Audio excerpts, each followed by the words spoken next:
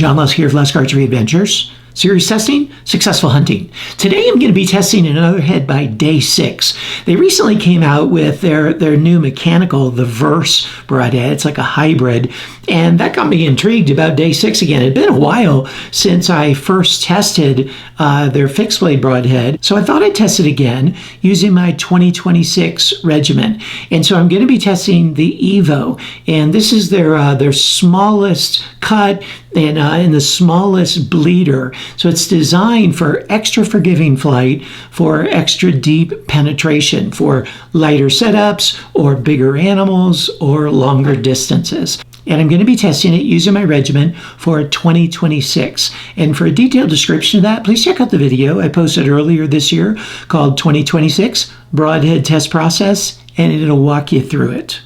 I'm going to be using my Elite Eon Compound bow for most of the shooting, and that's set at 26.5-inch draw, 62-pound pull.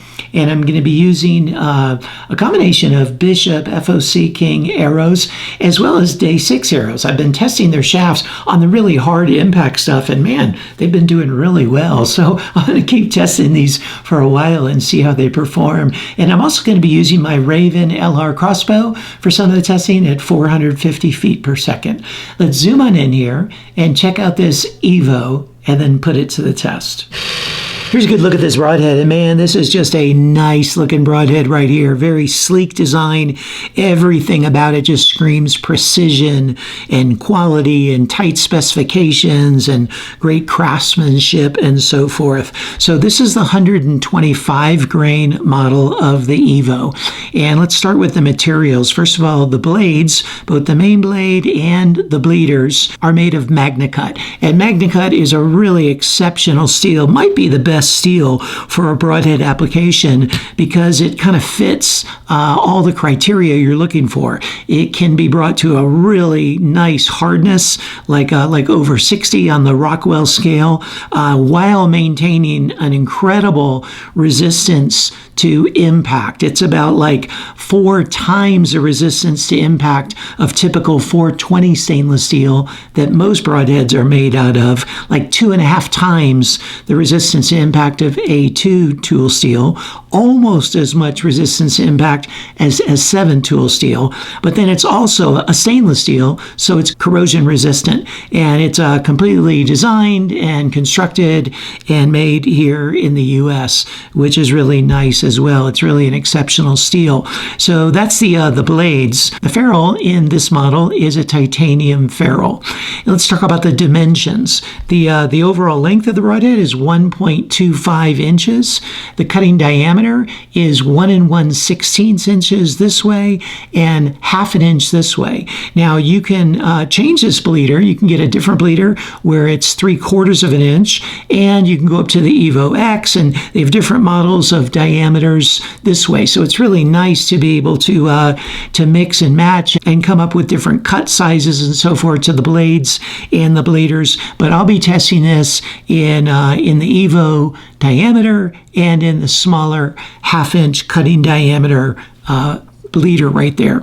Now, another thing to note about this bleeder is that it's similar to the old Solid Legend. I don't know if any of you guys remember that the bleeders are weight forward. So what that does is, one, it increases your FOC a little bit because rather than the bleeder being back here, that extra weight is up front. But more importantly than that is it opens up a wound channel for the ferrule and the arrow shaft to glide through.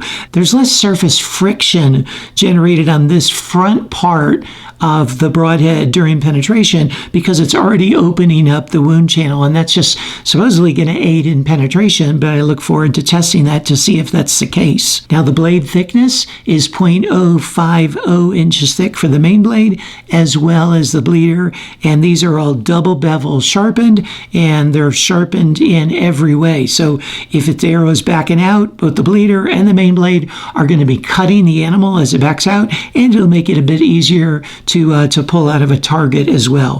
One other thing to note is the slight curvature to the blades to give them extra durability in that curved design, as well as to improve the slicing action like you get with a katana sword. There's an improved slicing action as it penetrates with a curved surface like that.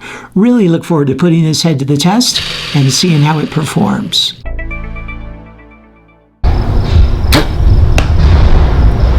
At 45 yards with the Elite Eon, it got the bullseye, and that's a 2-inch bullseye, by the way.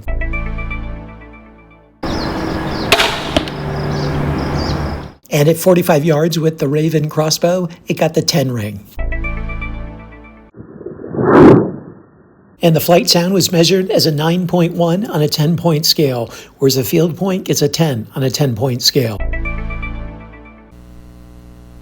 It took 132 grams of force to cut through the wire, which is a 10 on a 10-point scale, plus a proportional bonus of 0.68 for being under the threshold of 200.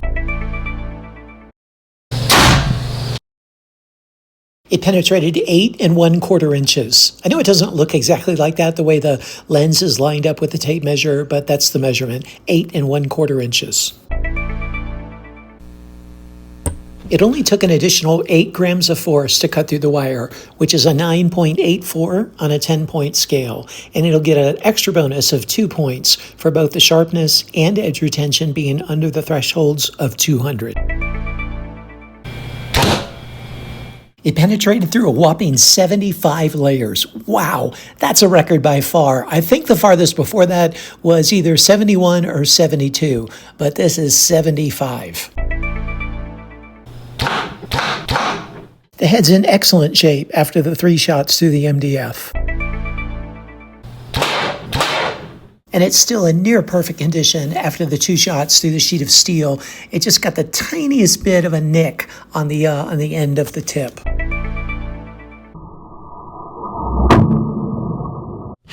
Here's a good look at the head after all the durability testing. Really impressive durability. It held up perfectly well through the MDF as well as the steel plate. And then into the cinder block, it got a little bit of a bend to the tip there. You can see the tip rolled. And then this, let me pull it up here. This bleeder broke off right there. The other bleeder held up well, but this bleeder broke off. And what's interesting about that is it's largely, I think, because the broadhead penetrated so deeply into the cinder block that it hits the bleeder. Usually the bleeders are set way back, and so, the broadhead will penetrate in and not touch the bleeder. But in this case, with the bleeder being so far forward, it impacted the cinder block and broke off there, as you can see. But man, overall, structurally really impressive durability and still spins perfectly well.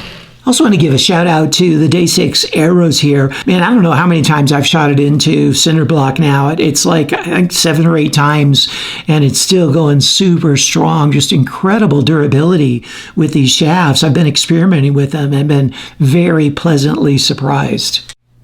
So what'd you think? Man, this is an impressive broadhead. Okay, I'm glad I retested it here. It kind of brought it back to the forefront of my mind. And this smaller model is really a great one for certain setups, for lighter setups, larger animals, or longer shots. It's very forgiving in flight, really durable, super sharp, holds its edge really well. It's definitely worth checking out. So you check out the score sheet and see how it performed in the areas that matter to you the most, and see if this might be a good fit for you. And stay tuned for a summary of the score sheet, as well as the overall cumulative score and the corresponding LUSK grade. And also stay tuned for a list of all the discount codes I can offer just to help you save some money in the field. Hey, thanks for tuning in. Look forward to seeing you next time.